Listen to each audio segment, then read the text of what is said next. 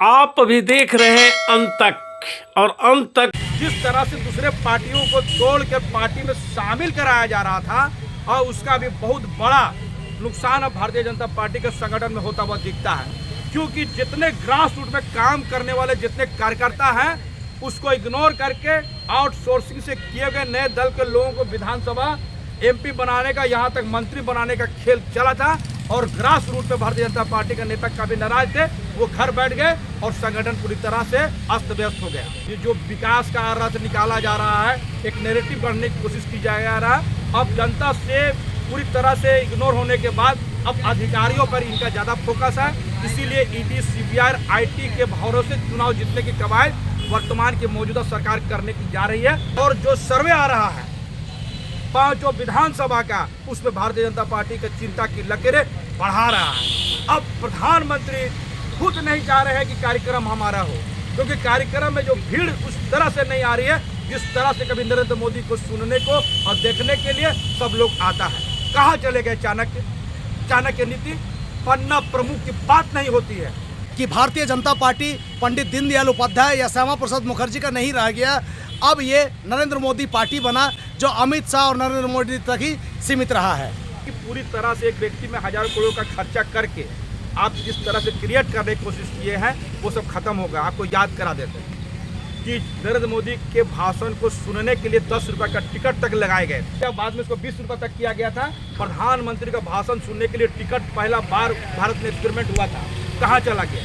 एक सर्वे सामने आ रहा है कि जो मन की बात कार्यक्रम अब जो करते हैं उसमें से 34% लोग इनका कार्यक्रम शुरुआत जैसे ही होता है टीवी पर, वो टीवी बंद कर दे। जब इनके पदाधिकारी मन की बात सुन नहीं रहे हैं तो बात सुन कौन रहा है? और कहा जाता है कि 18 घंटा काम करते हैं, तो जो 1 महीना तक आप जो प्रचार प्रसार करते हैं तो प्रधानमंत्री के कार्यालय में काम कौन करता है? इसके बारे में मैंने RTI लगाया था, तो उसकी कोई जानकारी प्रधानमंत्री कार्यालय से नहीं आता। चाहे वो इलेक्ट्रल बॉन्ड का मामला हो, चाहे वो अपने फंड, स्पेशल फंड जो जमा करवाए थे कोरोना में कि हम जो है अपना जमा करेंगे, उसके बारे में भी कोई जानकारी देना नहीं चाहते। प्रधानमंत्री इस वक्त में अपनी लोकप्रियता पूरी तरह खो चुके हैं। आइए आज पुनः स्वागत करते हैं हम अपने दर्शकों का अपने चैनल के माध्यम से। भारत में माननीय प्रधानमंत्री नरेंद्र मोदी जी का जो विकसित भारत के नाम पे जो रथ यात्रा निकाला गया था, आखिर क्यों वो कैंसिल करना पड़ा?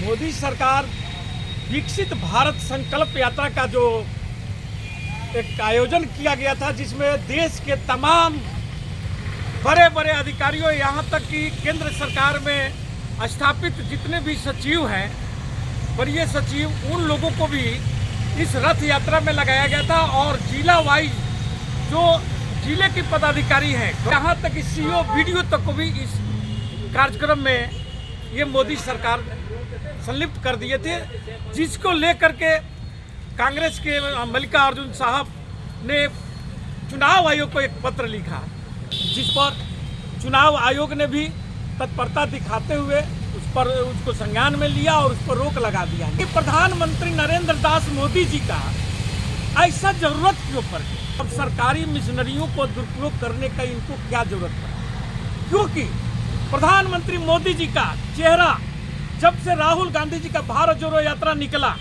तब से फीका पड़ते जा रहा है। आज वह स्थिति हो गया है कि जैसे कि आपने बतलाया कि अन्य राज्यों में इनकी रैलियां क्यों रोक दी गई है।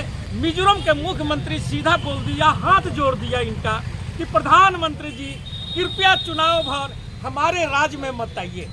इसका कारण यह था कि यह नॉर्थ ईस्ट जो है आज जो जल रहा है मणिपुर, और मणिपुर पर प्रधानमंत्री चुपचाप बैठे हुए हाथ पर हाथ रहे। हमास और इजराइल की लड़ाई पर तो ये ट्वीट कर देते हैं, लेकिन आज तक हमारे प्रधानमंत्री जी मणिपुर पर नहीं बोलते हैं। और मिजोरम उसी के बगल के राज्य है, वहाँ चुनाव है, और वो देखा कि यदि ये आते हैं तो लोग सवाल हमसे पूछने लगेंगे, क्योंकि वहाँ जो कांग्रेस की लहर नहीं परचम फहर रहा है मिजोरम के 5 राज्यों में।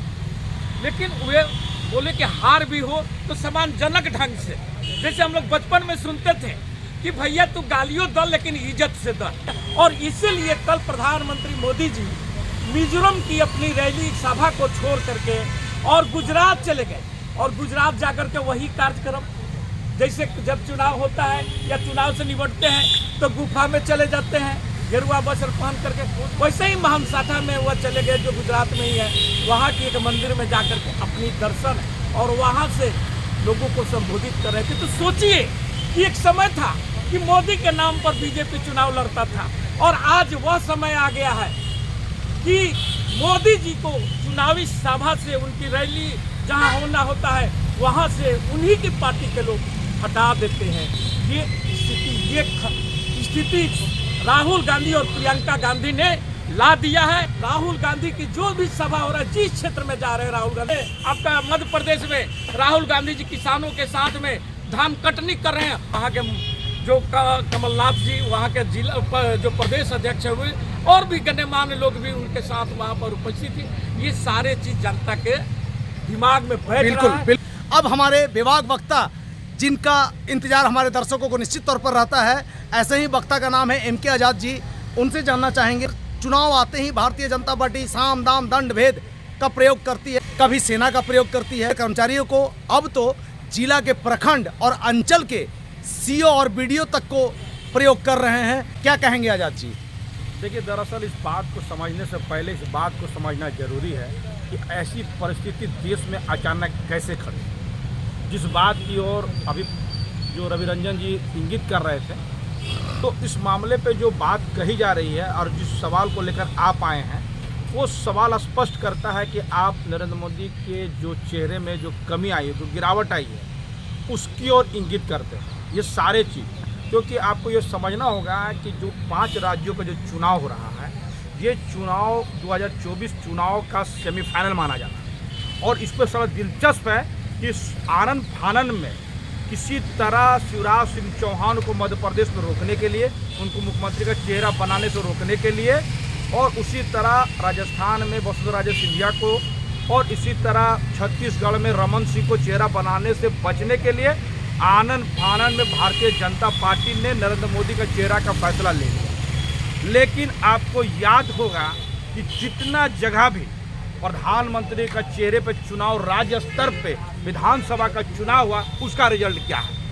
आप देख लीजिए। अव्वल तो इसकी शुरुआत कहाँ से हुई, जब मुख्यमंत्री का चेहरा बनाने वाले झारखंड के रघुवर दास अपने विधानसभा का चुनाव हार जाते हैं, अपने सीट से एक निर्दलीय प्रत्याशी से हार का सामना करते हैं। तो स्पष्ट था कि यदि भारतीय जनता पार्टी के अगर कोई मुख्यमंत्री का चेहरा होंगे, वो भी चुनाव नहीं जीत पाएंगे। एक नैरेटिव सेट हो गया था। उसके बाद लगने लगा कि नहीं, इसको ठीक करने के लिए, याद कीजिए दिल्ली में किरण बेदी को इस तरह से लाया गया था पैराशूट से और उसको मुख्यमंत्री बनाया गया था। वो भी अपने चुनाव हार गई और चुनाव के समय ऐसा दौड़ने लगी थी, लग रहा जैसे वो जीत गई। और उसके बाद चुनाव हुआ पश्चिम बंगाल का, उड़ीसा का, तमिलनाडु को, तमाम जगह पर उन्हीं का नाम पर चेहरे पर चुनाव हुए। और बिहार में भी इसी तरह की कवायदे की गई और सब जगह भारतीय जनता पार्टी के जो मेन फेस है और हमारे प्रधानमंत्री नरेंद्र मोदी का चेहरे पर चुनाव का रिजल्ट सिफर रहा है, एकदम 0 सन्नाटा। बिल्कुल MK। इसी के बाद एक नया कवायद शुरू किया गया था कि केंद्रीय मंत्री को MLA का टिकट देने का, और ये सारा एक्सपेरिमेंट पश्चिम बंगाल के चुनाव में देखा गया। बाबुल सुप्रियो उस वक्त में केंद्रीय मंत्री थे, उनको विधानसभा का टिकट दिया, वो बुरी तरह चुनाव हारे। उसके बाद उत्तर प्रदेश में अखिलेश यादव को हराने के लिए उन्होंने केंद्रीय मंत्री AC बघेल को उतारा, वो 62,000 ज़्यादा वोटों से हार गए। ये एक्सपेरिमेंट हो चुका और पश्चिम बंगाल तो इन लोगों का एक्सपेरिमेंट का ऐसा गढ़ रहा है कि उसकी कोई सानी नहीं है। और आपको दिलचस्प होगा कि पहले दिलचस्प बात आपको पता चलता है कि जब बिहार चुनाव का उस वक्त में जब नीतीश कुमार NDA से प्रथम बार अलग हुए थे, तो उस वक्त में प्रधानमंत्री नरेंद्र मोदी इतना उज्र में थे कि उनको देखने सुनने के लिए लोग उमड़ पड़ते थे।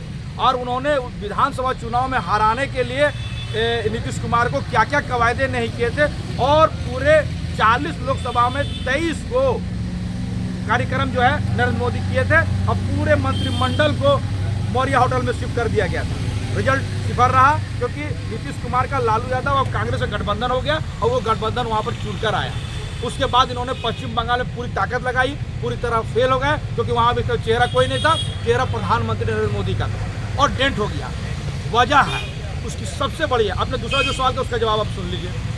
सबसे बड़ा वजह है कि दो नरेंद्र मोदी और अमित शाह की जोड़ी, ये दोनों जोड़ी इस तरह से भारतीय जनता पार्टी के संगठन में ऐसा घुसपैठ कर दिया और उनके बातों को इग्नोर करते चला गया कि अब संगठन कोई बचा ही नहीं। 2014 से 18 के आते आते संगठन एकदम कमज़ोर हो गई, न खाता न बही। जो नरेंद्र मोदी और अमित शाह कहे वही सही का नारा को एकदम चरितार्थ किया गया, जिसके चलते में संगठन पूरी तरह बैठ गया। किसी संगठन में सांसद को बोलने का अधिकार नहीं है। आप सोचिए कि केंद्रीय मंत्री जो पूरा कैबिनेट होता है, कैबिनेट की बैठक होती है, इसमें जो फैसले लिए जाते हैं महत्वपूर्ण फैसला माना जाता है। किसी भी कैबिनेट मिनिस्टर को अपने कार्यों की उपलब्धि का उद्घाटन करने का अधिकार नहीं है। आप देखते हो कि प्रधानमंत्री रेल का उद्घाटन में हरी झंडी दिखलाते हैं और रेल मंत्री गायब होता है।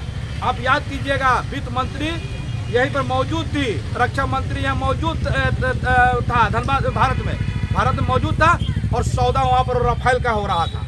वित्त मंत्री यहाँ दिल्ली में मौजूद रहती है, मछली खरीदते हुए नजर आती है, सौदा वहाँ होता है। यानी मंत्रियों को इतनी आज़ादी नहीं है कि अपने मंत्रालय के किसी चीज़ का उद्घाटन कर ले। चेहरे पे पूरी तरह से फोकस करना और संगठन को कमज़ोर करना। आप देख रहे हैं कि राज्य दर राज्य चुनाव हारने का जो रिकॉर्ड है भारतीय जनता पार्टी, उसके पीछे कारण यही है। इस सबसे अहम बात मैं बताने जा रहा हूँ। जिस तरह से दूसरे पार्टियों को तोड़ कर पार्टी में शामिल कराया जा रहा था, और उसका भी बहुत बड़ा नुकसान अब भारतीय जनता पार्टी के संगठन में होता हुआ दिखता है। क्योंकि जितने ग्रास रूट में काम करने वाले जितने कार्यकर्ता हैं, उसको इग्नोर करके आउटसोर्सिंग से किए गए नए दल के लोगों को विधानसभा MP बनाने का, यहाँ तक मंत्री बनाने का खेल चला था। और ग्रास रूट पे भारतीय जनता पार्टी के नेता काफी नाराज थे, वो घर बैठ गए और संगठन पूरी तरह से अस्त व्यस्त हो गया। और यही वजह है कि फिर एक बार पूरी तरह से जो आप बोल रहे हैं, ये जो विकास का रथ निकाला जा रहा है, एक नैरेटिव करने की कोशिश की जा रहा है। अब जनता से पूरी तरह से इग्नोर होने के बाद अब अधिकारियों पर इनका ज़्यादा फोकस है।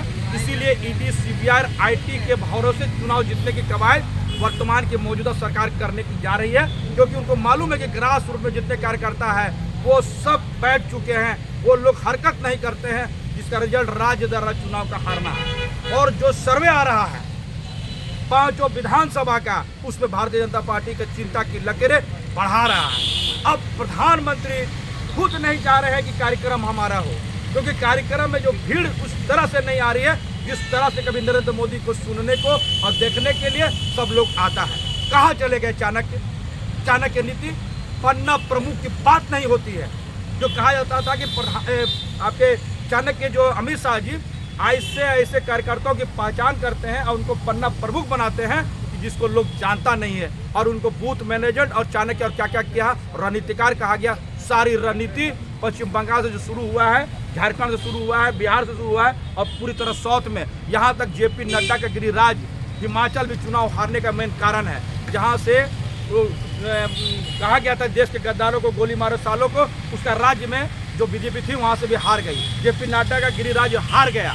और जो साउथ का सबसे मजबूत किला था आपके कर्नाटक में, उसका भी हार का सामना करना पड़ा, क्योंकि वहाँ पर स्थानीय लोगों को इग्नोर करके, संगठन में इग्नोर करके, ये दो जोड़ी, अमित शाह की जोड़ी और प्रधानमंत्री की जोड़ी, इस तरह से इग्नोर करके काम करने का काम कर रही है। पूरी तरह से संगठन बिखर चुका है। पूरा देश ये मान ले कि भारतीय जनता पार्टी पंडित दीनदयाल उपाध्याय या श्यामा प्रसाद मुखर्जी का नहीं रह गया। अब ये नरेंद्र मोदी पार्टी बना, जो अमित शाह और नरेंद्र मोदी तक ही सीमित रहा है।